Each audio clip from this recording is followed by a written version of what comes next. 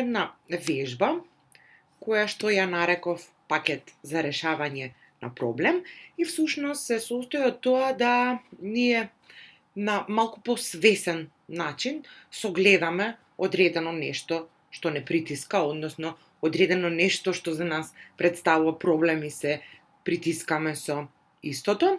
Убаво е да го применуваме секогаш кога имаме нешто што за нас представува проблем и се состои од неколку фази. Односно, што би требало да направиме за посвесно да го согледаме проблемот во кој што се наоѓаме. Прво, би било добро да ги запишеме општите податоци за проблемот, кога и каде се појавил, например, тој проблем, потоа, кои се причините за проблемот, и во овој дел е убаво да ги размислиме сите можни причини, имајќи ги во предвид сите и надворешни и внатрешни фактори на кои што може да се сетиме, а влијаат или произлегуваат од самиот проблем. Потоа би било во ред да го дефинираме проблемот, односно да напишеме најмалку 3 можни решенија за нашиот проблем, а откако ќе ги напишеме решенијата за секој од нив одделно, би било во ред да ги напишеме предностите на тоа решение и недостатоците на тоа решение, и кога ова ќе го представиме вака на еден сликовит начин, имаме по-добро свесно согледување на она што ни се случува и многу често доаѓа до перцепција, до промена на самата перцепција, како ние го доживуваме тој проблем. Сега за пример да спомнеме, колку чисто да видиме како од прилика би одело во пракса.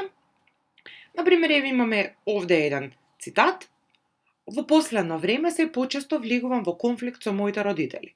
Тоа толку многу ме вознемирува што веќе ми представува голем проблем во мојот живот. Како тоа би изгледало да го решиме, односно да си го представиме во пакетот на проблеми. Прво вика општи податоци за проблемот. Тука пишуваме кога и каде се појавил проблемот, например, како што ни е дадено во цитатот, да речеме, од каде произлегол проблемот.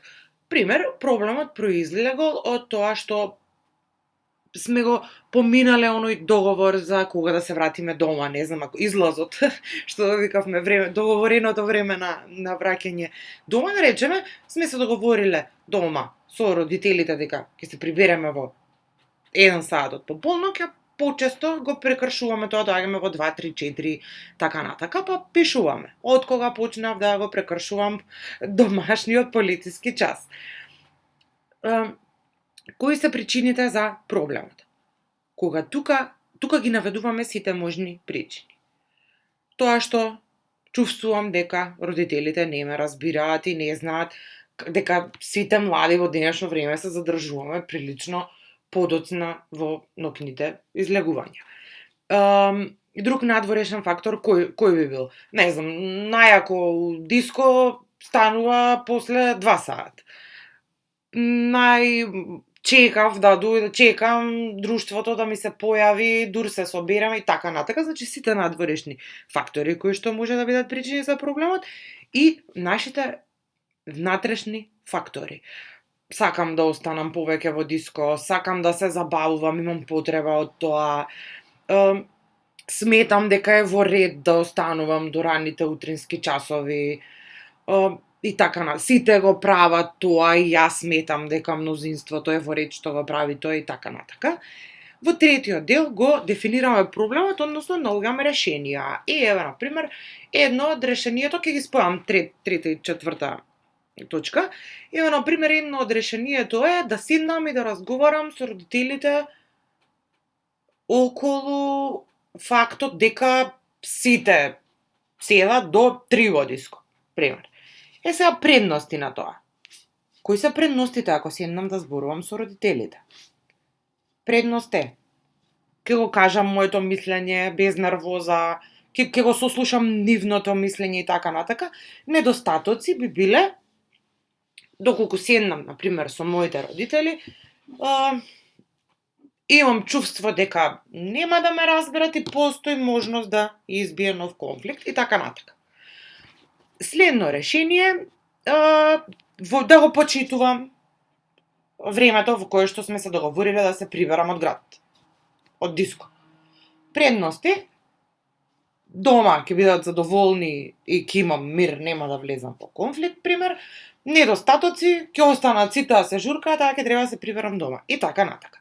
Значи, кога ќе го согледаме вака проблемот, сега јас имав еден така лабав проблем, кога ќе го согледаме проблемот, вака малку од надвор ставен на лист, огромна е шансата да ни се сменат многу емоции, многу фактори кои што не сме ги предвиделе и е многу убав начин да дојдеме до одредено решение. Ние често знаеме кога се наоѓаме во одреден проблем, да се фокусираме на проблемот, да не можеме дури ни мислите да ги застанеме само со тоа да сме оптеретени, но безпотребно само да создаваме паника, да ни се вртат едните исти мисли, но не се дрзнуваме да засукаме ракави, ајде дај ќе го решаваме проблемот, туку повеќе она на фаза на паника.